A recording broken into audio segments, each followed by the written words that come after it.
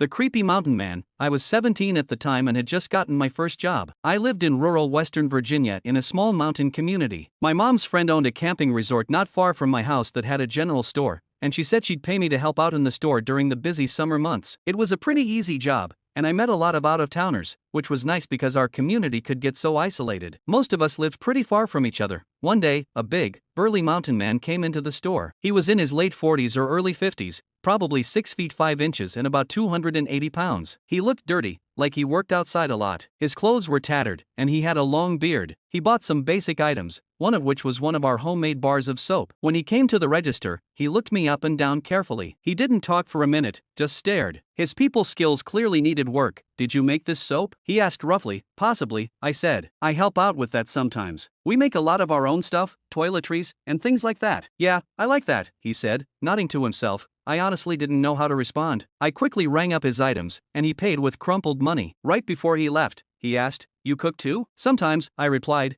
"Bet the boys around here are itching to marry you," he said, smiling to himself. I said nothing. I was puzzled as to what I said that stood out as wife material. I told Krista, my mom's friend and boss, about the bizarre encounter, and she laughed it off. So did my family and friends. But then Mountain Man started turning up more often. We chatted a little bit here and there, and I found out he had a cabin in the woods, which he claimed he built with his bare hands. He said he hunted and lived off the land, other than the things he bought at the store. Over time, our chatter escalated with him making comments about how nice it would be to have a woman like me around who could make those things and cook his kills. One time, he even said I had birthing hips that men lust after. Shudder. He started inviting me to fish with him, hunt with him, see his place, etc., and I always politely declined. But he got more and more insistent, and I told Krista how uncomfortable he was starting to make me. The intensity with which he said those things really scared me. She said that when he came in, I should go get her, and she would ring him up. Thanks to her, I started speaking to him less, and I thought I wouldn't have to deal with him anymore. But one night, I was closing up, and it was late, around 10 at night. Krista had left about an hour before, and I was leaving by myself. The only two cars in front of the store were an old blue pickup and mine. I was immediately alarmed because I knew Mountain Man drove a blue pickup, but I didn't see him in the lot, just his truck. So I walked quickly to my car and checked the back seat before I started her up. But when I first turned the key in the ignition, I got nothing but sputters. I tried several more times and started getting scared. Of all nights, why was this happening now? I remember asking myself angrily. Just as I was reaching for my phone to call for help,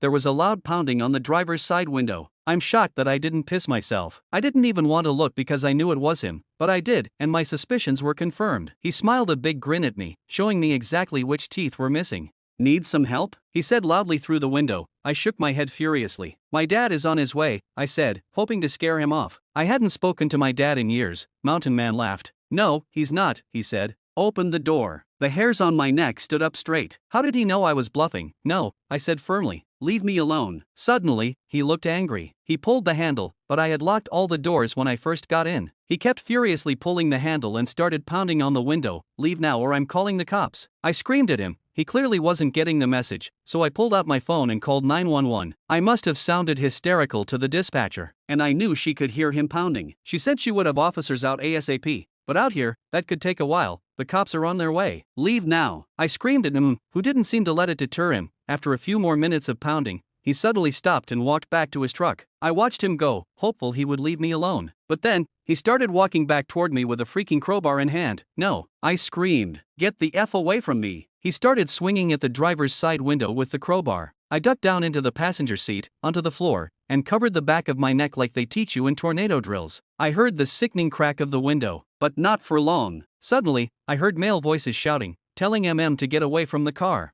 I sat up and saw two men approaching, one with a shotgun pointed at I recognized them as a couple of guests staying at the resort for a camping trip. I breathed a sigh of relief and got out of the car, telling them the police were on their way. I thanked them profusely as we waited for the cops, and surprisingly, didn't make any moves to get away. But the cops came pretty quickly after that, so he didn't have much of a chance. They took him away, and I gave them my statement. I was pretty shaken up for a while afterward. A few weeks later, I finally got the scoop on the man. Apparently, he had a history of mental illness. He had been in and out of state institutions and really had been living in an old cabin in the woods where he wasn't taking his meds. They found a journal that kept. Apparently, in it, he said he was lonely and wanted a wife. He mentioned me by name a lot. Luke, one of the officers, said there were a lot of lewd things in there about me that he didn't want to share, but tried to put it simply by saying that had a detailed plan to abduct me, starting with sabotaging my car engine to get me into a vulnerable position. When Luke said that, I nearly burst into tears, thinking about how horribly that night could have gone if those two men hadn't come along. Thankfully, he has been put back into a state institution, and with any luck, he'll stay there for good. Mountain Man, let's not meet.